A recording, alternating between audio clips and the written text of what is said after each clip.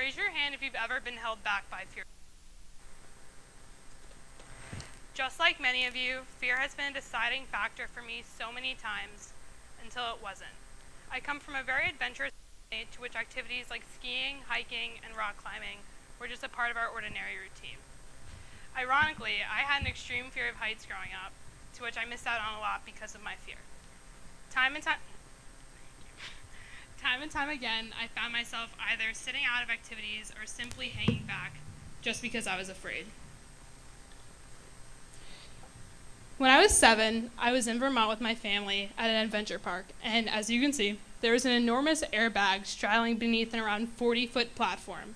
I saw people jumping off, and just the thought of me doing the same thing, I was like, no, I can't do this. And just the thought made me sweat. Before even attempting it, I allowed my own brain to tell myself that I couldn't do something before I even attempted it. Somehow, I talked myself into actually going up to the platform, walking up, and I stood at the top, I jumped off, and I landed into the airbag. The second that I landed, I knew something had changed. My fear of heights suddenly lessened. You see, I took myself beyond my comfort zone into the uncomfortable, and I conquered, well, at least at the time, took control over my fear of heights. We can divide a comfort zone into 3 different categories. First, the comfort zone, or where we feel our safest, which for me was staying away from anything high. Second comes the optimal performance zone, or where we tell ourselves, yeah, I can do that, no problem, but still we feel a little afraid, which is me actually talking myself into actually taking the job. And finally comes the danger zone, or what we can classify as outside of our comfort zones. Although this danger zone brings so much discomfort and anxiety, how do we as people even dictate whether or not this danger zone really is as dangerous as it seems?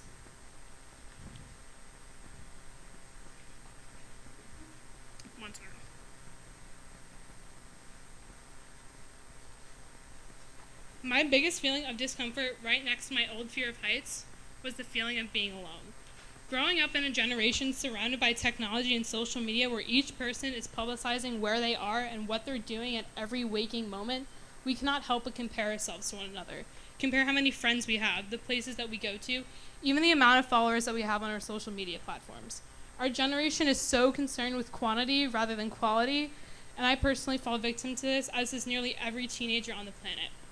One of the most difficult times in my life and where I felt most uncomfortable was the day that my brother left for college. My brother and I were extremely close growing up. We had the same personality, same interests, and even the same sense of humor. He was my built-in best friend. For the majority of my life, he was right by my side whenever I needed him. In March of 2020, COVID struck the world, as we all know, and my family and I spent our quarantine period in our ski house in Vermont, which not only brought me closer to my family, but also my brother. Before I knew it, he moved away to West Virginia, which is around 5.5 hours away, 5 when my dad's driving. And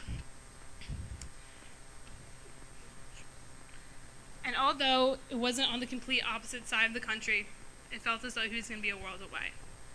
Before I knew it, the day came where we moved him into school, and I felt so excited that my brother was starting a new chapter in his life.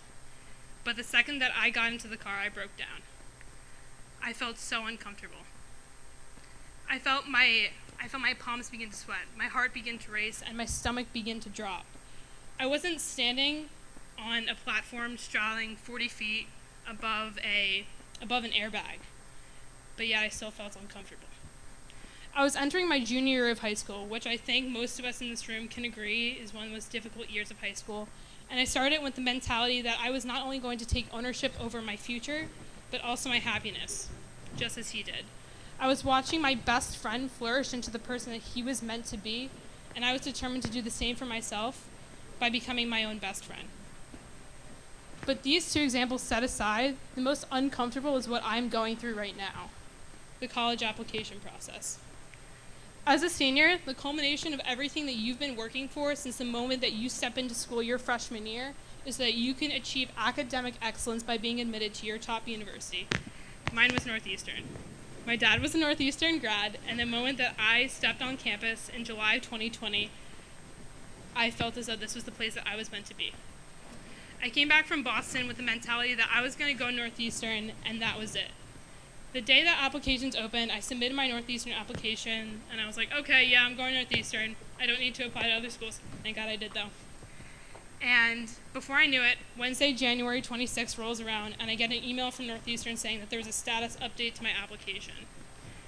I immediately stop everything that I was doing, and I open up my portal, and I see the words, "Thank you for applying to Northeastern University." And I'm talking to the seniors in the room. Anybody who got an email from a school or opened up, like, I don't know, a letter from a school, and the first 2 words are "thank you," it's not something good. After careful review of your application and supporting documents, we have decided to offer you the opportunity to defer your application. What does that even mean? Well, one thing for me, it meant discomfort. Everything that I was working for since my freshman year seemed to be up in smoke. I was so disappointed in myself. And as the saying goes, once you hit rock bottom, there's only one way out, and that way is up. I heard back from a school that I nearly forgot that I applied to, which was Bloomsburg University, a small school in Pennsylvania. Something that was extremely important in the decision-making of where I was going to attend school in the fall was the distance between the university and the closest ski resort or national park. And Bloomsburg is in the middle of Pennsylvania. It doesn't have either of those. So I immediately swept it underneath the rug, and I was like, yeah, I'm not going there. But as moms do, mine insisted that I should give it another look, so we did. So we went out to Pennsylvania, took the trip, and when I stepped on campus, I fell in love. It had the exact program that I wanted. The campus was absolutely beautiful, and it wasn't too far from home. I'm proud to say that I will be attending Bloomsburg University in the fall, as this does not resemble comfort to me, but rather discomfort. This is a place that I could thrive as an individual and get outside of my comfort zone rather than stay isolated in it.